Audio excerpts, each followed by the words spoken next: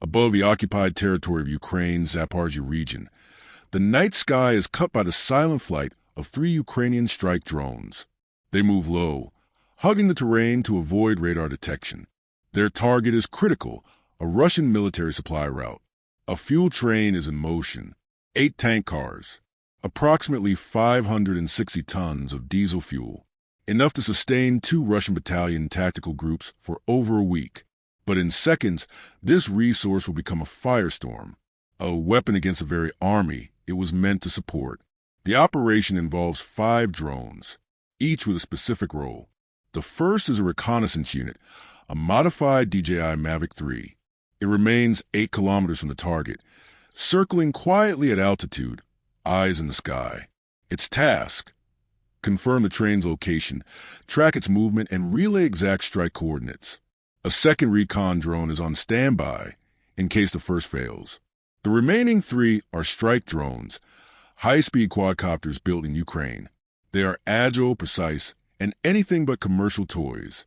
Each drone is equipped with a Hasselblad L2D 20 camera with a 20-megapixel sensor and up to 28x hybrid zoom. Some are fitted with experimental software, allowing up to 56x digital zoom. These drones can fly at altitudes up to 6,000 meters, reach speeds of 68 kilometers per hour, and stay airborne for up to 46 minutes. But the real firepower lies in the strike units. Each quadcopter uses 7-inch rotors with brushless 2,807 class motors, producing 2.5 kilograms of thrust per engine. Flight control is managed by an F7 system, programmed with a customized Betaflight firmware, designed for kamikaze precision strikes. These drones can dive at speeds exceeding 140 kilometers per hour and remain controllable until final seconds before impact. 30 kilometers away, deep underground, Ukrainian drone operators monitor heat signatures from the recon drone's thermal camera. There in the darkness, a shape glows, the diesel locomotive's hot engine against the cold ground. The signal is clear. The target is confirmed. The modified DJI platform uses a flea boson thermal imager, capable of distinguishing temperature differences as small as 5 degrees Celsius from 200 meters away. Its signal is encrypted, invisible to Russian electronic interception systems like Aeroscope. The recon drone sends the data through a secure channel. Coordinates are locked in. The 3 strike drone operators receive their instructions. Each drone carries a shaped charge warhead, 2.5 kilograms, built for maximum armor penetration. These dual-phase charges contain hardened steel cores with tungsten reinforcement, generating a focused jet capable of cutting through 22 millimeters of armored steel. But the strike is not spontaneous. Ukrainian intelligence, assisted by a network of civilian informants, had tracked this fuel convoy for 72 hours. They calculated the train schedule, average speed, and, most importantly, a 15-minute window where it would be outside protection of Russian air defenses. This was that window. Timing had to be perfect. The first drone launches. It begins controlled descent, entering its attack trajectory. Its navigation system uses encrypted satellite guidance, but in the final phase, it switches to visual targeting. 15 seconds before impact, the drone stops relying on GPS and instead begins analyzing visual patterns, detecting shape, structure, and vulnerability zones. This is live image recognition, not pre-programmed instruction. A moving train adds complexity. It covers more than 11 meters every second. A delay of even 1 second could cause a complete miss. The pilot views a stabilized real-time video feed inside a headset. The drone holds target lock, even as wind, motion, and visibility change. Then, a complication. At 3 kilometers from the target, a Russian electronic warfare station activates. Mounted on a Kamaz truck, the LR-3 system begins wideband jamming, first flooding multiple frequencies, then targeting specific ones, including the common 2.4 gigahertz band used by many drones. Communication begins to falter. Warning messages appear. The system tries to break the link and force a return or loss of control. But Ukrainian engineers had planned for this. Their drones operate using frequency-hopping spread spectrum, switching frequencies hundreds of times per second. The Russian jamming system cannot keep up. The signal holds.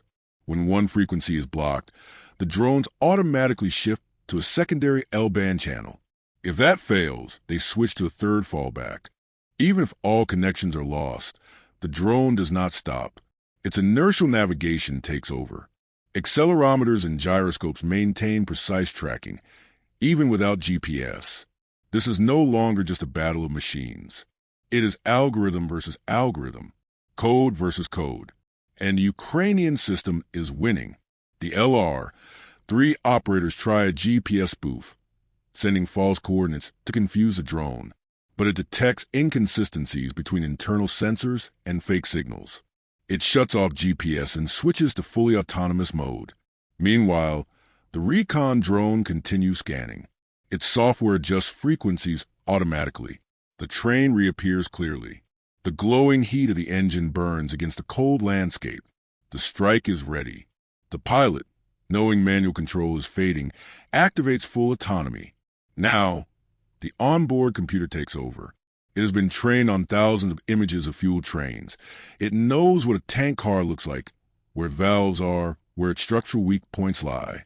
And when the perfect moment to strike has arrived, at 2 hours, 44 minutes, and 30 seconds, the first strike drone enters a dive, targeting the third fuel tank. Impact. The first impact was precise. The drone slammed into the third fuel car. The shaped charge detonated, punching through the outer wall of the tank. Inside, pressurized diesel ignited instantly. A flash of orange cut through the darkness. Then, a towering column of fire. The second drone was already en route, approaching from a separate vector. Its target, the lead engine. Ukrainian operators had calculated that disabling the locomotive would prevent the train from escaping.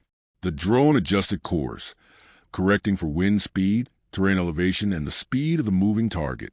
At 2 hours, 44 minutes, and 50 seconds, just 20 seconds after the first explosion, the second strike hit, a direct hit to the engine block. The front of the train erupted. Metal plates were hurled through the air. Diesel sprayed outward, catching fire instantly. Flames raced across the tracks, licking the undercarriages of the trailing fuel tanks. The fire intensified with each passing second. The third drone, slightly behind, now had a clear view. The smoke was thick, but the thermal camera identified glowing targets. The rear fuel cars, still intact. Operators redirected the drone manually, choosing the last car to ensure the full chain would ignite from both ends. The drone descended rapidly, switching to optical tracking. At 2 hours, 45 minutes, and 15 seconds, the third strike connected. The final fuel tank ruptured. The pressure and fire created a backdraft, launching debris in every direction. The fuel train was no longer a target. It was now a weapon. A fireball nearly 30 meters high rose above the tracks. Secondary detonations followed as heated pressure valves failed. Fuel spread across the nearby fields, igniting patches of dry grass. The entire train, 8 tankers, an engine, and a rear maintenance car, was consumed in fire. Ukrainian monitors inside the command center watched in silence. One operator noted the temperature spike, over 900 degrees Celsius at the core. Thermal imaging confirmed total destruction, but the mission was not over. The DJI Recon drone continued to circle the site, recording every second. The thermal footage would serve as proof, not only of destruction, but a strategic success.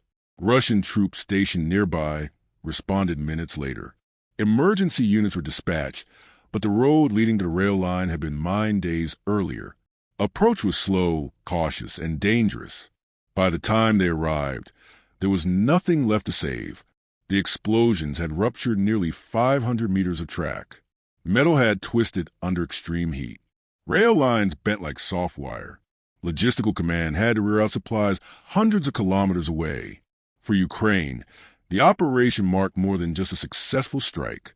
It was a demonstration, a coordinated drone assault, executed with commercial platforms and custom code, had neutralized a high-value target without a single human casualty. But the psychological impact ran deeper. Russian logistics units were now forced to move under permanent threat. Train routes had to change. Schedules became unpredictable. Supplies were delayed. And the soldiers at the front? They would feel it within days.